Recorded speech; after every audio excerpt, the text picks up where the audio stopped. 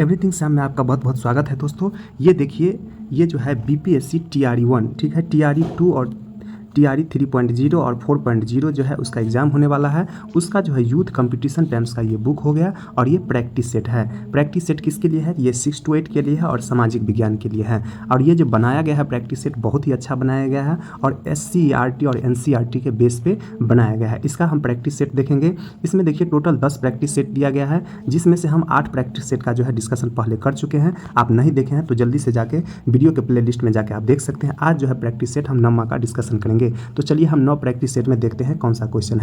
आप देखिए ये नम्मा प्रैक्टिस सेट है, आप यहाँ स्क्रीन पे आप देख सकते हैं। यहाँ पे इसमें जो है पहला क्वेश्चन की ओर चलते हैं हम। इसमें पहला क्वेश्चन की ओर चलते हैं, जिसमें पहला क्वेश्चन पूछा गया है ईरानी जो है सिंधु को क्या कहते थे? तो इसको जो कहते थे हिंदू कहते थे। ईरानी जो है सिंधु को क्या कहते थे? तो हिंदू कहते थे। दूसरा क्वेश्चन इसमें देखेंगे, भाषाई आधार पर राज्यों के पुनर्गठन का विरोध किसने किया? तो ये किया था जवाहरलाल नेहरू और वल्लभ भाई पटेल दोनों किया था। तो इसका आंसर क्या हो जाएगा? सी हो जाएगा। तीसरा क्वेश्चन कह रहा है फूलों के द्वारा किस संगठन की स्थापना की गई, यानी फूले के द्वारा किस संगठन की स्थापना की गई है? ये हो जाएगा सत्य शोधक समाज। इसके बाद है चौथा कह रहा है जूट उद्योग का प्रमुख केंद्र कहाँ था? तो ये जो हो जाएगा बंगाल था। पांचवा नंबर क्वेश्चन देखेंगे, इनमें से सबसे पहले किस पुस्तक की रचना हुई है? तो ये जो हो जाएगा ऋग्वेद की रचना सबसे पहली हुई है। इसके बाद रामायण का, महाभारत का और पुराण की रचना हुई है। छठा नंबर क्वेश्चन कह रहा है संगमकालीन यानी दक्षिण भारतीय संपन्न किसानों को क्या कहा जाता था? तो इसको कहा जाता था बेल्लार कहा जाता था। सातवां क्वेश्चन देखेंगे, छोटे एवं स्वतंत्र किसानों को क्या कहा जाता था? तो उसको जो कहा जाता था गृहपति कहा जाता था। आठवां क्वेश्चन देखेंगे, पुरुष सूक्त किस वेद में है? तो ये जो हो जाएगा ऋग्वेद में पुरुष सूक्त का वर्णन किया गया है। इसके बाद है नौवां क्वेश्चन देखेंगे। नौवां क्वेश्चन में हम देख लेते हैं यहाँ क्या कह रहा है। इसमें कह रहा है सही उत्तर का चयन करने के लिए। तो चलिए हम सही उत्तर का चयन कर लेते हैं। कह रहा है निम्नलिखित कथनों पर विचार कीजिए। पहला कह रहा है कालिदास संस्कृत और प्राकृतिक में लिखते थे, ये गलत हो जाएगा। दूसरा कह रहा है इनकी सबसे प्रसिद्ध रचना मेघदूत के एक श्लोक में एक बिहारी प्रेमी नदी को अपना संदेश वाहक बनाने की संकल्पना करता है, ये भी गलत हो जाएगा। इसका जो आंसर है 9 का जो आंसर हो जाएगा डी नंबर का होगा। 9 तो 1 और 9 ही 2 इसका आंसर हो जाएगा। इसके बाद है 10वां क्वेश्चन देख लेते हैं, पीर शब्द का अर्थ क्या होता है? तो इसका अर्थ होता है आध्यात्मिक मार्गदर्शक हो जाएगा। इसके बाद 11 नंबर क्वेश्चन कह रहा है अंग्रेज ईस्ट इंडिया कंपनी ने बम्बई वर्तमान जो है मुंबई में किस वर्ष अपना मुख्यालय स्थापित किया? तो ये जो किया था 1668 ईस्वी में। 11 का आंसर डी हो जाएगा। 11 का आंसर क्या हो जाएगा? डी हो जाएगा। इसके बाद है 12 नंबर क्वेश्चन देखते हैं। 12 नंबर में कहता है देखिए मिलान करने वाला है, तो चलिए इसको हम देख लेते हैं। 12 नंबर में इसमें पहला कह रहा है, इसमें देख लेते हैं रानी की बाबरी का संबंध कहाँ से हो जाएगा? तो 1699 ईस्वी में रानी की बाबरी बनाई गए थे 1699 ईस्वी में। कंदरिया महादेव मंदिर का निर्माण कब हुआ है? तो ये है 999 ईस्वी में। इसके बाद है अलाय दरवाजे का मेहराब का निर्माण कब हुआ है? तो ये हुआ है प्रारंभिक 14वीं शताब्दी में। और कुतुबुद्दीन ऐबक द्वारा कुतुब मीनार के पहले छज्जे का निर्माण कब किया गया है? तो ये किया गया है 1199 ईस्वी में। इसका आंसर डी हो जाएगा। इसके बाद है 13 नंबर क्वेश्चन देखिए। 13 नंबर भी क्वेश्चन बहुत लंबा है। 13 नंबर में कह रहा है दिल्ली में स्थित निम्नलिखित स्थानों की अवस्थिति पर विचार कीजिए। तो चलिए हम इसमें देख लेते हैं। इसमें कह रहा है सही उत्तर का चयन कीजिए। सबसे पहले कौन सा हो जाएगा? फिरोजाबाद हो जाएगा। दिल्ली के सबसे उत्तर से दक्षिण, यानी दिल्ली के सबसे उत्तर से दक्षिण दिशा की ओर चलते हुए इन स्थानों को नीचे दिए गए कूट में सही सजाना है। तो उत्तर में सबसे कौन सा हो जाएगा? फिरोजाबाद हो जाएगा। इसके बाद जो हो जाएगा सीरी हो जाएगा। इसके बाद जो है जहांपनाह हो जाएगा। इसके बाद तुगलकाबाद हो जाएगा और इसके बाद आदिलाबाद हो जाएगा। इसका आंसर 1 हो जाएगा। सबसे ऊपर में क्या हो जाएगा? फिरोजाबाद, उसके बाद सीरी हो जाएगा, इसके बाद जहांपनाह हो जाएगा, जहांपनाह हो जाएगा और इसके बाद तुगलकाबाद हो जाएगा और सबसे लास्ट में आदिलाबाद हो जाएगा। इसके बाद है 14 नंबर क्वेश्चन देखिए। 14 नंबर क्वेश्चन में कह रहा है जो प्रशस्तियों के संदर्भ में निम्नलिखित कथनों पर विचार कीजिए। इसमें सही उत्तर का चयन करना है। पहला कह रहा है प्रशस्तियों में ऐसे ब्यौरे होते हैं जो शब्दतः सत्य नहीं भी हो सकते हैं, तो बिल्कुल सही है। दूसरा कह रहा है इनमें हमें ज्ञात होता है कि शासन खुद को कैसा दर्शाना चाहते थे, तो ये भी सही है। और तीसरा कह रहा है यानी शासक कैसा खुद को दर्शाना चाहते थे, ये है। और तीसरा कह रहा है ये विद्वान ब्राह्मणों द्वारा रची गई थी, तो ये भी सही है। इसका आंसर डी हो जाएगा। उपयुक्त में से सभी सही हो जाएगा। इसके बाद है 15 नंबर क्वेश्चन। देखिए 15 नंबर क्वेश्चन में क्या कह रहा है, तो हम देख लेते हैं। 15 नंबर क्वेश्चन में कह रहा है श्रेणी के संदर्भ में निम्नलिखित कथनों पर विचार कीजिए और सही उत्तर इसमें से चुनना है। पहला कह रहा है यह अनेक शिल्पकार तथा व्यापारी द्वारा बनाया गया संघ था, जिसे हम क्या कहते थे, श्रेणी कहते थे, तो बिल्कुल सही है। दूसरा कह रहा है शिल्पकारों की श्रेणियां व्यापार का संचालन करती थी, तो ये भी सही है। और तीसरा कह रहा है व्यापारियों की श्रेणियों का कार्य प्रशिक्षण देना, कच्चा माल उपलब्ध कराना तथा तैयार माल का वितरण करना, तो ये भी सही है। इसका आंसर हो जाएगा उपयुक्त में से सभी हो जाएगा। इसके बाद है 16 नंबर क्वेश्चन। देखिए 16 नंबर क्वेश्चन में कह रहा है जो बुद्धिमान भिखारी नामक वार्तालाप निम्नलिखित में से किस उपनिषद या उपनिषदों पर आधारित है, इसमें सही उत्तर चुनना है। इसका हो जाएगा छंदो उपनिषद पर आधारित है, इसका आंसर 1 हो जाएगा। इसके बाद है 17 नंबर क्वेश्चन। देखिए क्या कह रहा है, हड़प्पा सभ्यता से संबंधित निम्नलिखित पुरास्थलों पर विचार कीजिए, तो देख लेते हैं 17 में क्या है। इसमें जो है सबसे पहले देखिए उपयुक्त पुरास्थलों की भौगोलिक अवस्थिति के आधार पर भारतीय उपमहाद्वीप में उत्तर से दक्षिण की ओर चलते हुए सही उत्तर का चयन कीजिए, तो सबसे उत्तर में कौन सा हो जाएगा, गंगवेरी वाला हो जाएगा, गंगवेरी वाला हो जाएगा। उसके नीचे में मोहनजोदड़ो हो जाएगा, उसके नीचे में चनहुंदरो हो जाएगा और उसके नीचे में धौलावीरा हो जाएगा और सबसे नीचे में जो हो जाएगा सुरकोटदा हो जाएगा। इसका आंसर डी हो जाएगा, यानी 5 3 2 1 4 हो जाएगा। इसके बाद है 18 नंबर क्वेश्चन देख लेते हैं। 18 नंबर में क्या कह रहा है, देखिए कह रहा है निम्नलिखित कथनों पर विचार कीजिए और सही उत्तर का चयन कीजिए।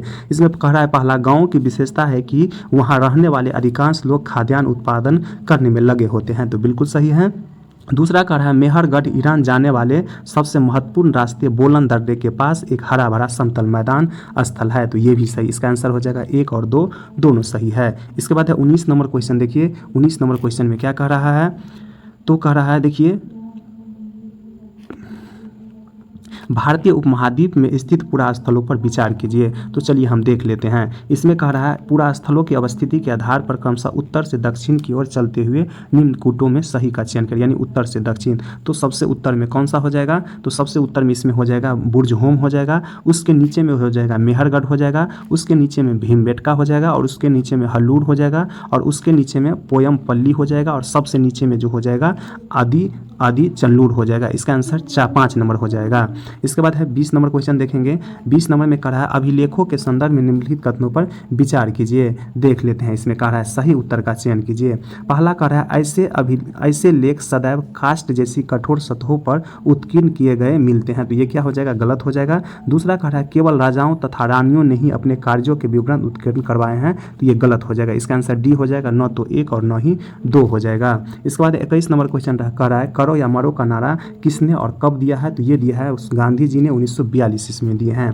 इसके बाद है 22 नंबर क्वेश्चन कह रहा है किसने 1875 में आर्य समाज की स्थापना की थी, तो ये जो है स्वामी दयानंद सरस्वती ने किया है। इसके बाद है 23 नंबर 19वीं सदी के मध्य में पटोला बुनाई किस स्थान पर होती थी, तो ये जो हो जाएगा उपयुक्त में से सभी, यानी सूरत में भी होता था, अहमदाबाद में भी होता था और पाटन में भी होता था, तो इसका आंसर डी हो जाएगा। इसके बाद है 24 नंबर। देखिए 24 नंबर मिलान करने वाला है, तो चलिए हम मिलान कर लेते हैं 24 नंबर को। इसमें कह रहा है संथाल विद्रोह कब हुआ था, तो ये हुआ है 1855 ईस्वी में हुआ है। कोल विद्रोह कब हुआ है, तो ये हो गया 1831 से 32 में हुआ है। वर्ली विद्रोह कब हुआ है, तो ये जो है 1940 ईस्वी में हुआ है और बस्तर विद्रोह हुआ है 1910 ईस्वी में हुआ है। इसके बाद हम 25 नंबर क्वेश्चन देखेंगे। किसके निमंत्रण पर महात्मा गांधी ने बिहार में नील बगान मालिकों के खिलाफ 1917 में चंपारण आंदोलन की शुरुआत की थी, तो ये जो हो जाएगा राजकुमार शुक्ल के आग्रह पर। इसके बाद है 26 नंबर में कह रहा है अंग्रेजों ने सर्वोच्चता नीति के तहत किसके छोटे से राज्य को कब्जे में लेने का प्रयास किया, यानी किसके छोटे से राज्य को कब्जे में लेने का प्रयास किया है, तो ये जो हो जाएगा रानी चेन्नम्मा। इसके बाद है 27 नंबर क्वेश्चन। बंगाल में पहला अंग्रेजी कारखाना किस वर्ष स्थापित किया गया, तो ये जो किया गया है 1651 ईस्वी में। 27 का बी आंसर हो जाएगा। इसके बाद 28 नंबर क्वेश्चन देखिए। एक देश के जन्म दर और मृत्यु दर के बीच के अंतर को क्या कहते हैं, तो उसे हम कहेंगे प्राकृतिक वृद्धि दर कहेंगे। इसके बाद 29 नंबर देखिए।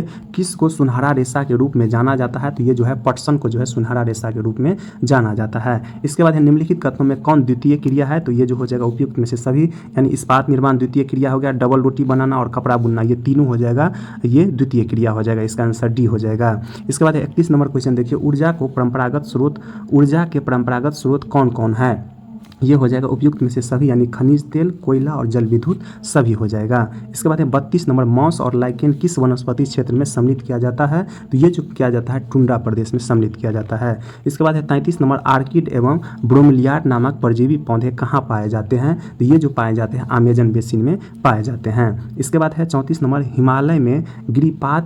हिमालय के गिरिपाद में किस प्रकार के वृक्ष पाए जाते हैं? तो ये जो पाए जाते हैं साल और सागवान पाए जाते हैं। इसके बाद है 35 नंबर क्वेश्चन देखिए, 35 नंबर क्वेश्चन में क्या कह रहा है? तो देख सकते हैं आप, निम्नलिखित तालिका में जल का वितरण दिया गया है। तो ठीक है, देख लेते हैं, सही सुमेलित कथन का चयन कीजिए। ठीक है, महासागर में जल की मात्रा कितना है? तो 97.3%। बर्फ छत्रक के रूप में 2 इसके बाद भूमिगत जल के रूप में 0.68%। इसके बाद है झीलों का अलवण जल के रूप में 0.009%। इसके बाद है वायुमंडल में 0.0019%। इसका आंसर हो जाएगा उपयुक्त में से सभी सही हैं। इसके बाद है अगला क्वेश्चन देखिए, ये मिलान करने वाला है 36 का, तो चलिए हम मिलान कर लेते हैं। देखते हैं इसमें क्या दिया है। कह रहा है हिमनद का निर्माण किससे होता है? तो ये होता है बर्फ की नदी से। विसर्प का निर्माण किससे होता है? तो ये नदी से होता है। पुलिन का निर्माण किससे होता है? तो समुद्री तट से। और बालू का टिब्बा का निर्माण होता है रेगिस्तान से। इसके बाद है 37 नंबर देखिए, निम्नलिखित में से किस शैल को प्राथमिक शैल भी कहा जाता है? तो ये जो है अग्नेय शैल को प्राथमिक शैल कहा जाता है। इसके बाद है विश्व में सबसे अधिक वर्षा वाला क्षेत्र कौन सा है? तो ये जो हो जाएगा मानसीरा हो जाएगा। 38 का डी आंसर हो जाएगा। इसके बाद है 39 नंबर क्वेश्चन देखते हैं।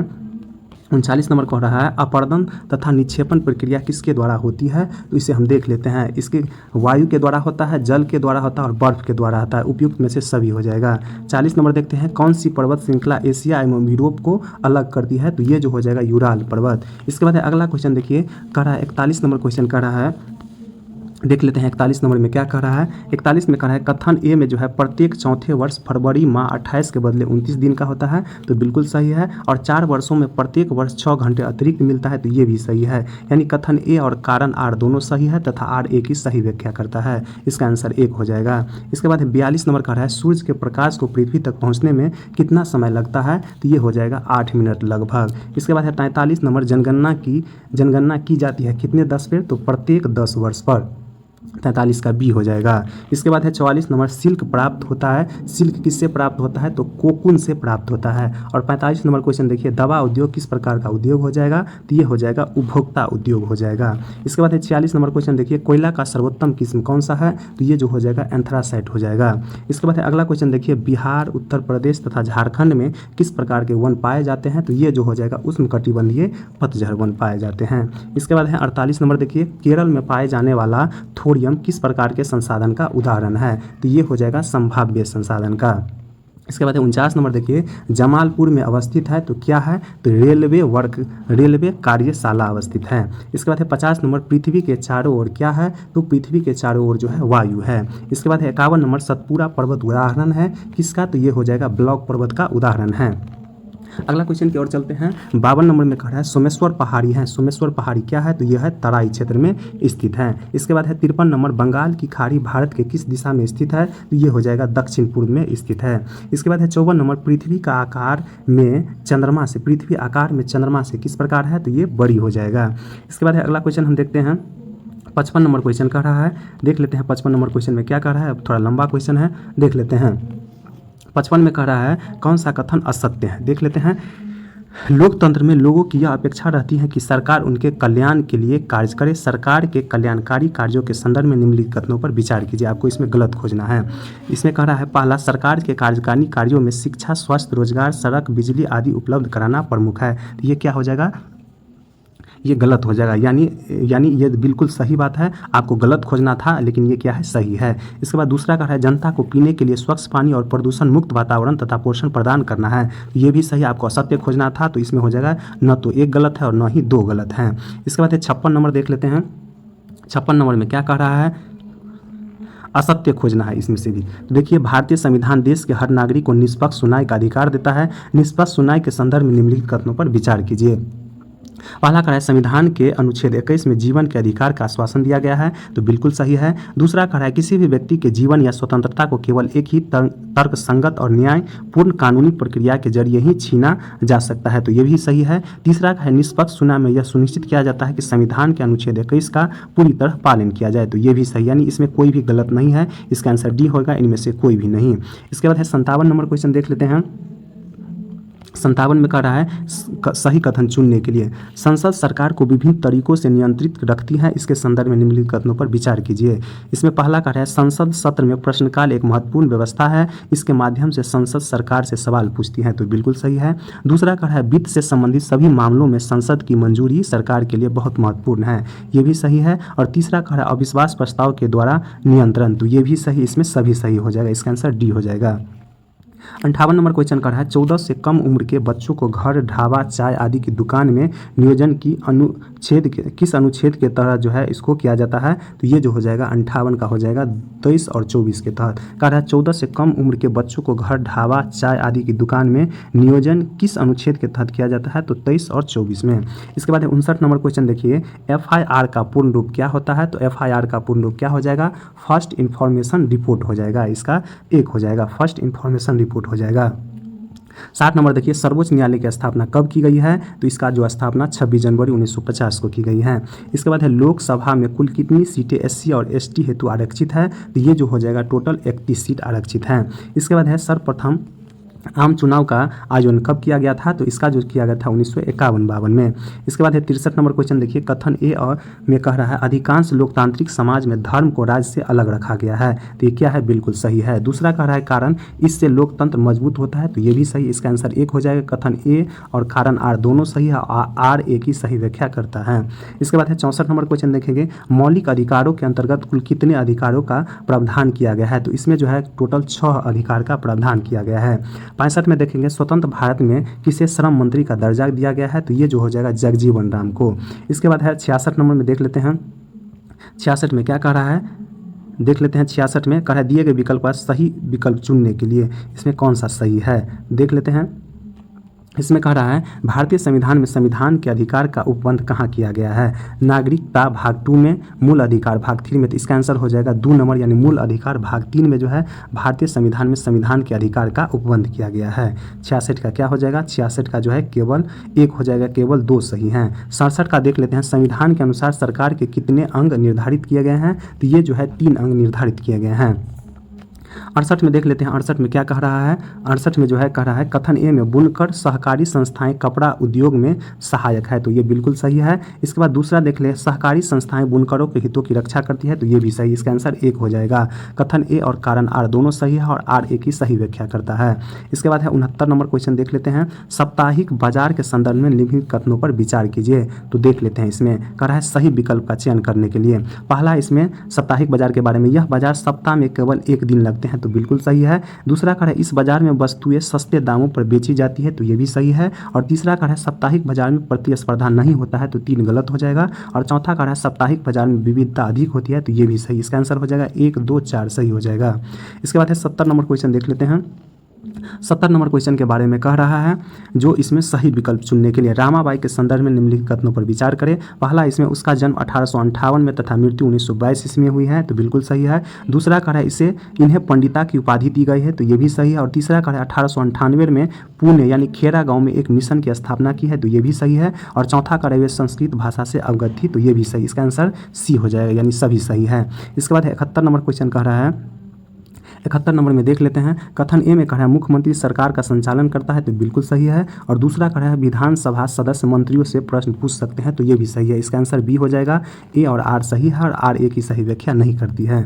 इसके बाद है 72 नंबर कह रहा है दिव्यांग जन अधिकार अधिनियम को राष्ट्रपति की स्वीकृति कब प्राप्त हुई है, तो इसको जो प्राप्त हुई है 2016 ईस्वी में। इसके बाद है 73 नंबर क्वेश्चन देखिए कह रहा है 73 में कह रहा है कथन ए में संवैधानिक दृष्टिकोण से सभी व्यक्ति समान है, तो ये बिल्कुल सही है। और व्यक्ति किसी भी जाति, धर्म, शैक्षणिक और आर्थिक पृष्ठभूमि से हो सकता है, तो ये भी सही है, इसका आंसर एक हो जाएगा। ए और आर सही है और आर एक ही सही व्याख्या करती हैं। इसके बाद है 74 नंबर क्वेश्चन देखिए 74 नंबर में क्या कह रहा है 74 नंबर में कह रहा है हिंदू उत्तराधिकार संशोधन अधिनियम 2005 से संबंधित निम्नलिखित कथनों पर विचार कीजिए। इसमें सत्य नहीं है, कौन सा सत्य नहीं है, यानी गलत कौन सा है ये खोजना है।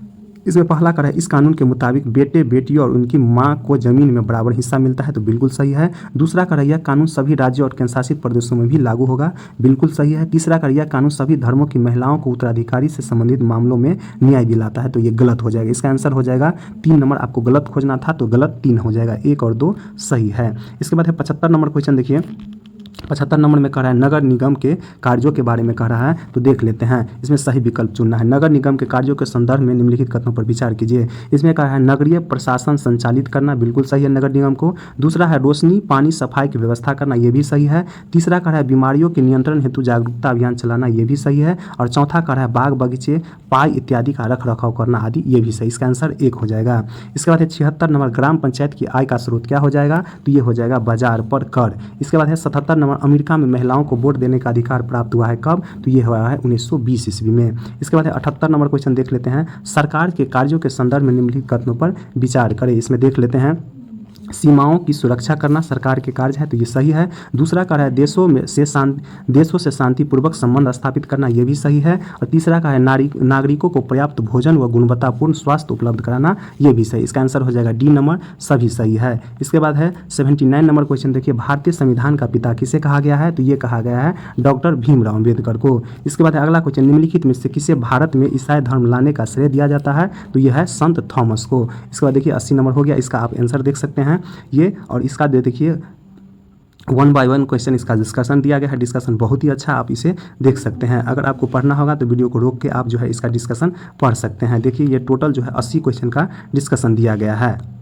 इसमें देख लीजिए, बहुत ही अच्छा है और बहुत बेहतरीन से इसमें दिया गया है। ठीक है दोस्तों, देखिए ये 80 क्वेश्चन का पूरा डिस्कशन दिया गया है। अभी तक मेरे चैनल को सब्सक्राइब नहीं किए हैं तो जल्दी से कर लीजिए, क्योंकि बहुत सारा वीडियो आपको अच्छा मिलने वाला है। जय हिंद, जय भारत।